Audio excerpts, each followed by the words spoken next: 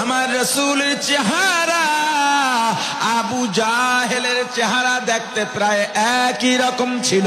আমার রাসূল যেই বংশের থেকে দুনিয়াতে আসছেন, আবু জাহেলও একই বংশের থেকে দুনিয়াতে আসছে। কুয়াকাটার কুয়ার ব্যাং খ্যাত হাবিবুর রহমান মিসবা এই জাহেল মৌলবী প্রিয় নবীজি সাল্লাল্লাহু আলাইহি ওয়াসাল্লামের মহান শানে জঘন্যতম কুফরি করেছে। এই জাহেল মৌলবী বলেছে প্রিয় নবীজি সাল্লাল্লাহু আলাইহি ওয়াসাল্লামের চেহারা মোবারক আর আবু জাহেলের চেহারা নাকি প্রায় একই রকম দেখতে। নাউজুবিল্লাহ নাউজুবিল্লাহ, আলফা আলফা মাররা। যাদের কারণে আলোচনা শুনবো, এদের আলোচনাগুলি সামনে আসে তখন খুব কষ্ট লাগে, বিরক্ত লাগে। তারা বলতেছে কুল ইন্নামা আনা বাশারুম মিসলুকুম, এই আয়াতের ব্যাখ্যা হলো আবু জাহেল যেরকম মানুষ আমাদের নবীও ওরকম মানুষ। তার দৃষ্টিটা কোন দিকে গেছে চিন্তা করছেন? আবু জাহেলের দিকে তার দৃষ্টি গেছে। আমার নবীজির মতো মতো যদি খুঁজেন, আমার নবীর মতো কোন নবীও না, ঠিক কিনা বলেন? টুকটাক বেশি না, চেহারায় কথা বলে তো টুকটাক থাকতে পারে, নবীকে আমার মতন বলে। আমি 5 মিনিটে 10টা প্রশ্ন করব, কোন বাপের বেটা যদি জবাব দিতে পারে আমি আপনাদের গ্রামে নাকে খত দিয়ে আমি আলিয়াবাদ মোড় পর্যন্ত যাব। রসুল কখনো আমার মতো হতে পারে না। 1 নম্বর দলিল। আমার মুসলমান ভাইরা, আজকে আল্লাহর হাবিব মুহাম্মদ সাল্লাল্লাহু আলাইহি সাল্লামের আরশ চুম্বি মর্যাদার বিরুদ্ধে বেয়াদবি হয়েছে। আমার ভাইরা,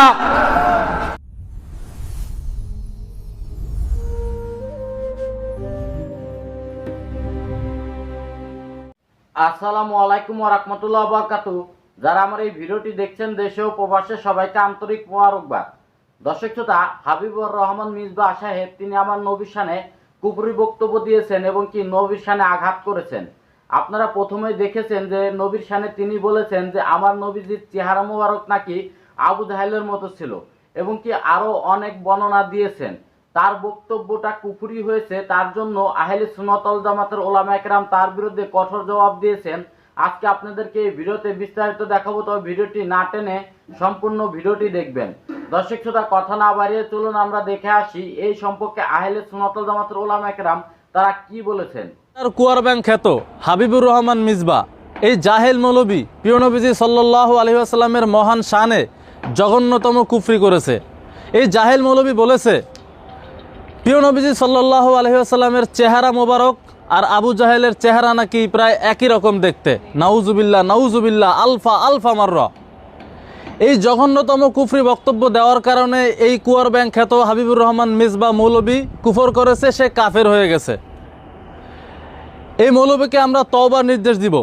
এই মৌলবীকে আমরা 2 দিন কল দিয়েছি, সে কল রিসিভ করে নাই। তাকে মেসেজ দিয়েছি, সে মেসেজের কোনো রিপ্লাইও দেয় নাই। কুয়ার ব্যাং খ্যাত এই হাবিবুর রহমান মিসবা মৌলবী কত বড় জাহেল যে সে সহিহুল বুখারী শরীফের হাদিসগুলোও পড়ে নাই।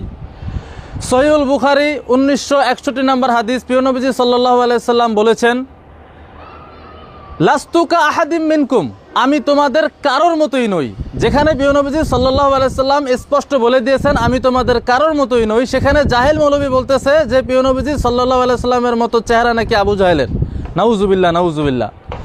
তারপর সহিহুল বুখারী 1962 নম্বর হাদিস শরীফ, প্রিয় নবীজি সাল্লাল্লাহু আলাইহি সাল্লাম বলেছেন ইন্নী লাস্তু মিসলাকুম, নিশ্চয়ই আমি তোমাদের মতো নই। প্রিয় নবীজি সাল্লাল্লাহু আলাইহি সাল্লাম বলে দিয়েছেন আমি তোমাদের মতো নই। সেখানে জাহেল মৌলবী বলতেছে যে আবু জাহেলের চেহারা নাকি প্রিয় নবীজি সাল্লাল্লাহু আলাইহি সাল্লামের মতোই দেখতে প্রায়। নাউজুবিল্লাহ নাউজুবিল্লাহ।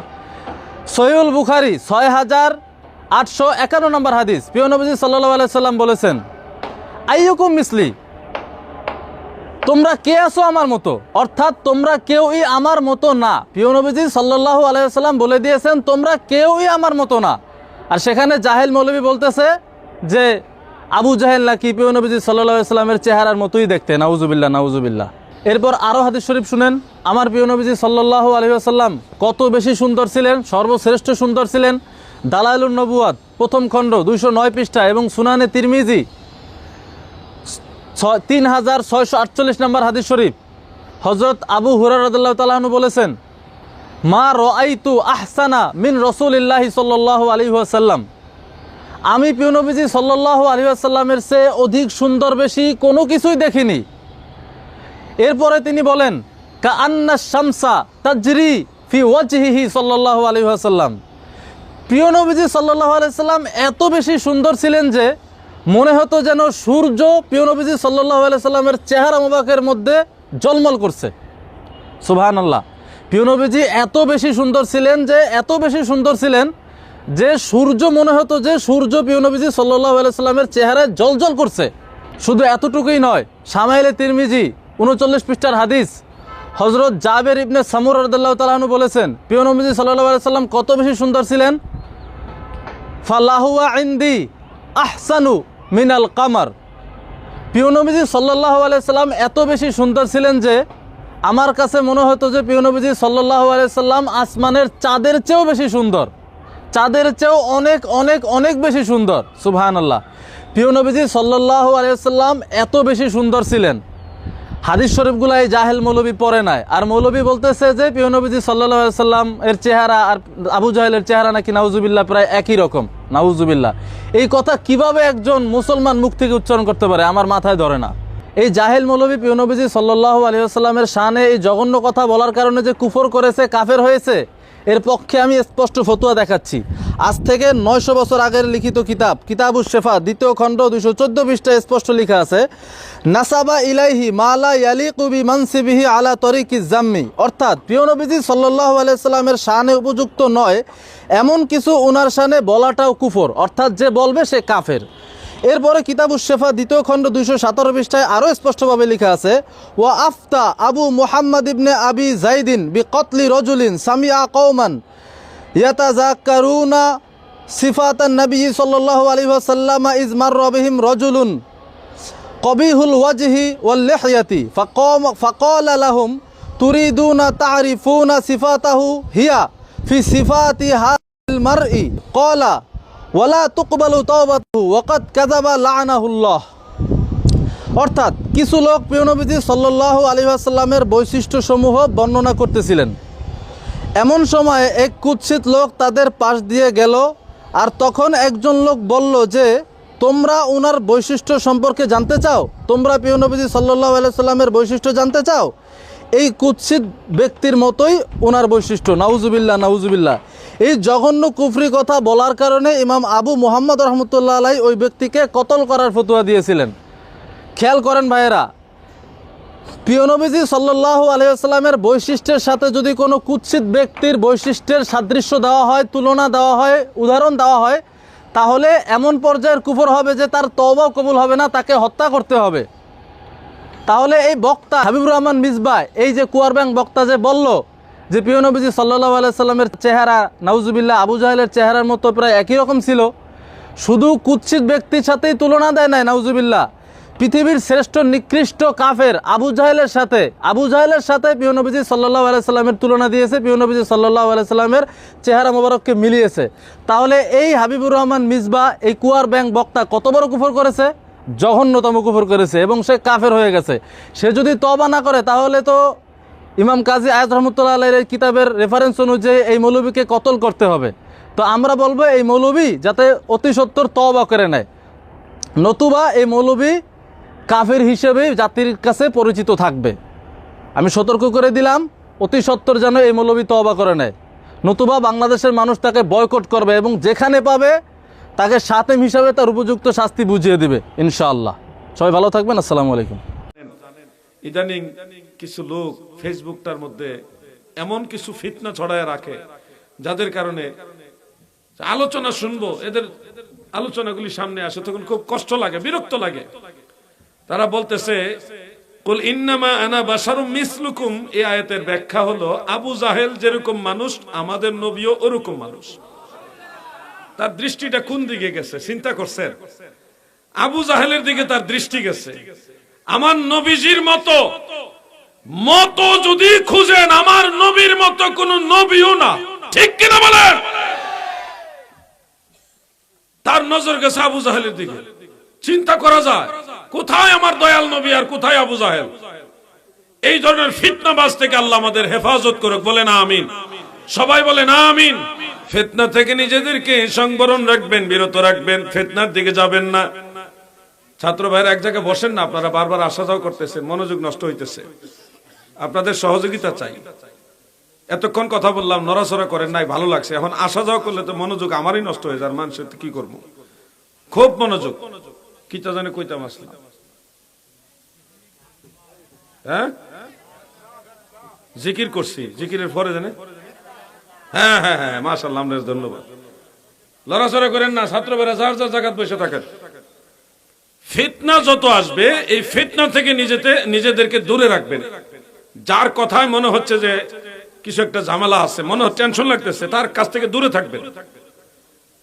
বিশেষ করে যেই কথাগুলো আগে শুনেননি, পূর্বে 20-30 বছর আগে শুনেননি, নতুন করে হঠাৎ একটা কথা আপনার কাছে আনিজি মনে হইতেছে, যেটা কেমন লাগতেছে, এটা কি কয়, এই ধরনের কথা যখন আসবে তখন অটোমেটিক ওখান থেকে দূরে সরে যাবে।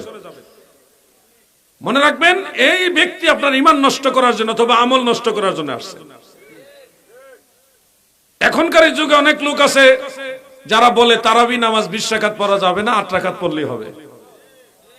এই কথাগুলো আগে আমরা শুনিনি, মুরব্বীরা আগে শুনছেন? আগের দিন কোনোদিন শুনিই নাই যে 8 রাকাত তারাবি আছে। তারাবি মানে 20 রাকাত, তারাবি মানে কি 20 রাকাত, কোনো টেনশন ছিল না। কি তাই এটা আমি বুঝি না। সুবহানাল্লাহ। আমি জানি আপনাদের গ্রামে টুকটাক বেশি না, চেহারায় কথা বলে তো টুকটাক থাকতে পারে, নবীকে আমার মতন বলে। আমি 5 মিনিটে 10টা প্রশ্ন করব, কোনো বাপের বেটা যদি জবাব দিতে পারে, আমি আপনাদের গ্রামে নাকে খত দিয়ে আমি আলিয়াবাদ মোড় পর্যন্ত যাব। রসুল কখনো আমার মতো হতে পারে না। 1 নম্বর দলিল, আমরা দুনিয়াতে আগমন করেছি উলঙ্গ অবস্থায়, রসুল দুনিয়াতে আগমন করেছেন জান্নাতের পোশাক পরা অবস্থায়। সুবহানাল্লাহ। রসুল কখনো আমার মতো হতে পারে না। আমরা দুনিয়াতে আগমন করেছি খতনাবিহীন অবস্থায়। দুনিয়াতে আসার 5, 6, 7 বছর পরে সুন্নতের খতনা করা হয়েছে, কিন্তু রসুলের লজ্জাস্থান দুনিয়ার কোনো মানুষ দেখবে, আমার আল্লাহ বলে আমি বরদাস্ত করতে পারবো না। তাই তো রসুলকে আমি খতনা করানো অবস্থায় দুনিয়াতে প্রেরণ করেছি। জুড়ে বলে সুবহানাল্লাহ। রাসূল কখনো আমার মতো হতে পারে না। আমি কাশিমি ঘুমালে আমার অজু ভেঙে যায়, কিন্তু রসুল ঘুমালে রসুলের অজু ভাঙে না। রসুল কখনো আমার মতো হতে পারে না। আমি কাশিমি সর্বোচ্চ 4টা বিবাহ করতে পারবো, এরপর হারাম,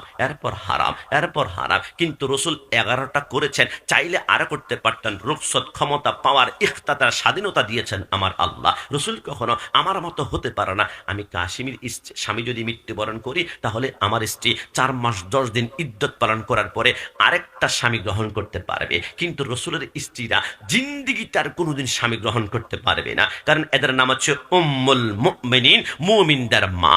মার সাথে সন্তানে কখনো বিবাহী হতে পারে না। রসুল কখনো আমার মতো হতে পারে না। আমাদের উপরে 5 ওয়াক্ত নামাজ ফরজ। হে আমার চিত্তির ভাইরা, আল্লাহর কসম করে বলি, রাসূলুল্লাহর উপরে 5 নয়, রাসূলুল্লাহর উপরে 6 ওয়াক্ত নামাজ ফরজ ছিল। ওয়ামিনাল লাইলি ফাতাহাজ্জাত বিহি নাফিলাতাল লাক, রাসূলের উপরে তাহাজ্জুদের নামাজ ফরজ ছিল। রাসূল কখনো আমার মতো হতে পারে না। আমাদের উপরে ইসলামের স্তম্ভ 5টি, কালিমা, নামাজ, রোজা, হজ, যাকাত, কিন্তু রাসূলের উপরে ইসলামের স্তম্ভ 5টি নয়, মাত্র 4টি, কালিমা, নামাজ, রোজা, হজ। ফতুয়া স্বামীর মধ্যে লেখে যাকাতটা আমার আল্লাহ কেটে আসমানে উঠিয়ে নিয়েছেন। আল্লাহ কেন? আমার আল্লাহ বলে যাকাতের 8টি খাত আছে, তার মধ্যে অন্যতম একটা খাত হচ্ছে গোলামকে যাকাত দেওয়া যায় না, গোলামকে যাকাত দেওয়া যায় না। আমি আল্লাহ দেখলাম ডানে বামে সামনে পিছনে যারা আছে সবাই তো রাসূলুল্লাহর গোলাম, এই জন্য যাকাতটা ক্যান্সেল করে প্রমাণ করলাম তামাম দুনিয়া হচ্ছে আল্লাহর বান্দা, আর তামাম দুনিয়া হচ্ছে আমার বন্ধুর গোলাম। একটু জবান খুলে বলে সুবহানাল্লাহ। যুবক, রাসূল কখনো আমার মতো হতে পারে না। আমি কাশিমি প্রস্রাব করলে 3 দিন পর্যন্ত দুর্গন্ধ, মানুষ হাঁটতে চায় না, রাস্তা দিয়ে টিস্যু লাগায়, ছি, দুর্গন্ধ, হাঁটা যায় না। কিন্তু রাসূলুল্লাহর প্রস্রাব মোবারক আমার মতন বলো, আসো তোমাকে নিয়ে গবেষণা করি। রাসূল একদিন রাতের বেলায় প্রস্রাব মোবারক করে মাটির পেয়ালার মধ্যে করে প্রস্রাবগুলা খাটের নিচে ঢুকিয়ে রাখলেন। সকালবেলা হলে প্রস্রাবগুলা ফেলে দিয়ে এবার রাসূল সরকারে মদিনা প্লেটটা পরিষ্কার করবেন, কিন্তু গভীর রজনীতে রাসূলুল্লাহর ঘর থেকে একটু দূরে রসুলের একজন প্রেমিক খাদেম ছিল উম্মে আয়মান। রাতের বেলা প্রচন্ড পরিমাণে তৃষ্ণা ধরেছে, পানি নাই। উম্মে আয়মান বলে, পানি যখন নাই তখন আমার গলাটা শুকিয়ে যাচ্ছে। কিছুক্ষণ পরে দেখলাম আমার চোখগুলো জিমজিম করছে, আর জিহ্বাটা দাঁতের মানের সাথে আঠার মতো আটকে যায়, মুখে পানি নাই। আমি জীবনের আশা ছেড়ে দিলাম, আমি মৃত্যুবরণ করব। কাঁদতে কাঁদতে হঠাৎ করে উম্মে আয়মান একটা মুচকি হাসি দিল। উম্মে আয়মান, পানি বুঝে পেয়েছ? বলে, পানি তো পাই নাই, তো মুচকি হাসো কেন? উম্মে আয়মান বলে, আমি মুচকি হাসছি কেন জানো? আমি হঠাৎ করে কান্না করতে করতে চিন্তা করলাম, কিরে আমি কান্না করি কেন? আমি তো এমন একজন নবীর উম্মত, ওয়ামা আরসালনাকা ইল্লা রাহমাতাল লিল আলামিন, যার কদমে গেলে কেউ কোনোদিন খালে ফিরে নাই। আমি উম্মায়মান গভীর রজনীতে আমি দৌড়াতে আমি রসুল্লাহর ঘরের দরজার সামনে গিয়ে দুইটা পাট যখন খুললাম, রসুল্লাহর ঘরের ভিতর থেকে ভূ করে মিষ্কাম্বর মতো একটা গ্রান বের হলো। আমি তন্ন করে খুঁজলাম, রসুল্লাহর ঘরে কোনো আতর বোতল নাই, পারফিউম নাই, সেন্ট নাই, তাহলে আতর গ্রানটা বের হয় থেকে? আমি খুঁজতে হঠাৎ করে রসুল্লাহর খাট মোবারকের নিচে একটা মাটির পেয়ালাতে কিছু পানি দেখতে পারলাম। পানিগুলা মণিমুক্তার মতো ঝকঝক করছে। আমি সে পানির কাছে গিয়ে নাকটা লাগালাম। এটাকে দুর্গন্ধ নাকি সুগন্ধ? নাক লাগানোর সাথে সাথে পৃথিবীতে কত সুগ্রাণ নিয়েছি আমি, কিন্তু মেশকাম্বর থেকে 70,000 গুণ সুগ্রাণ সে পানি থেকে বের হচ্ছে। আমি সাদা আঙ্গুল টাচ করে জিব্বাতে টেস্ট করব, দেখি তো আসলে পানিটা কেমন টক ঝাল মিষ্টি। আমি জিব্বাটা লাগিয়েছি, জিব্বাটা সেকেন্ডের ভিতরে মোমোর মতো হয়ে গেল। এত স্বাদ, এত মজা আমি জিন্দেগিতে কোনো পানিতে পাই নাই। আমি ডক ডক করে সমস্ত পানি পান করেছি। আর মুসলমান ভাইরা, আজকে আল্লাহর হাবিব মুহাম্মদ সাল্লাল্লাহু আলাইহি সাল্লামের আরশ চুম্বি মর্যাদার বিরুদ্ধে বেয়াদবি হয়েছে। আমার ভাইরা, আল্লাহর রাসূলের সম্মানের বিরুদ্ধে যেই বক্তব্য দিবে তার একমাত্র শাস্তি মৃত্যুদণ্ড, কোনো আপিল চলবে না। এই ক্ষেত্রে হানাফি, শাফি, মালিকি, হাম্বলি চারো মাযহাব একমত। قد اتفق العلماء أن شاتم الرسول صلى الله عليه وسلم يكفر ويقتل مرتدا ولا تقبل توبته। রাসূলুল্লাহ সম্মান মর্যাদার বিরুদ্ধে এক চুল পরিমাণ বেয়াদবি যদি কেউ করে, সেই মুরতাদকে কাফের ঘোষণা করে তার গর্দানকে উড়িয়ে দিতে হবে। তওবা করলে তার তওবা কবুল করা হবে না, তার একমাত্র শাস্তি মৃত্যুদণ্ড।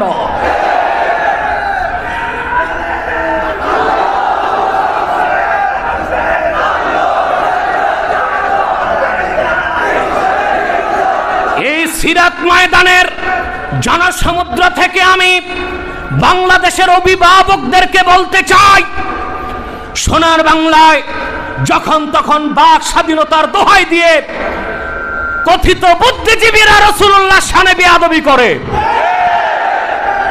৭১ টিভিতে ৭২ ফেরকা ছড়ায়। বাংলাদেশে তা হতে দেবে না। শাহজালালের উত্তরসূরিরা, শাহপরানের উত্তরসূরিরা হতে দিবে না। শাহ কেরামত আলীর উত্তরসূরিরা হতে দিবে না। অতি শীঘ্র ব্লাসফেমি আইন করতে হবে, মুরতাদের শাস্তি মৃত্যুদণ্ড নির্ধারণ করতেই হবে বাংলাদেশে।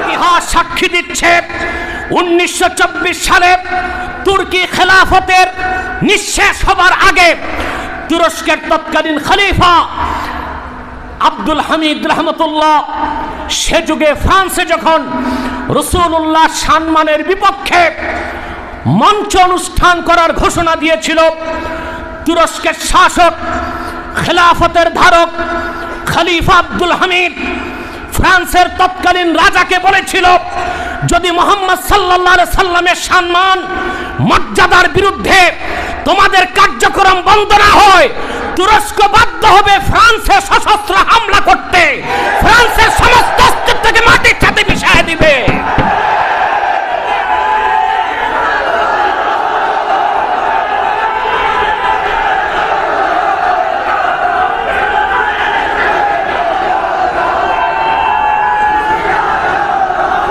দর্শক শ্রোতা, আপনারা দেখতে পেয়েছেন আহলে সুন্নাত ওয়াল জামাতের ওলামা একরাম তারা কিন্তু দলিল দিয়ে বুঝিয়ে দিয়েছেন হাবিবুর রহমান মিসবাহ কুয়াকাটা সাহেব তিনি যে বক্তব্য দিয়েছেন সেটা নবীর শানে আঘাত করে, এবং কি নবীর শানে বর্ণনা দিতে গিয়ে তিনি আবু জাহেলের সাথে যে মিশিয়ে ফেলেছেন, আবু জাহেলের তুলনা করায় তার বক্তব্যটা কুফরি হয়েছে। একজন যে কুফরি করে তিনি কাফের হয়ে যায়। দর্শক শ্রোতা, এই বিষয়টা কিন্তু স্পষ্টভাবে তুলে ধরেছেন। তবে আজকের এই ভিডিওটি এই পর্যন্তই। ভিডিওটি যদি ভালো লাগে অবশ্যই লাইক কমেন্ট শেয়ার করবেন এবং কি চ্যানেলটি সাবস্ক্রাইব করবেন। আল্লাহ হাফেজ।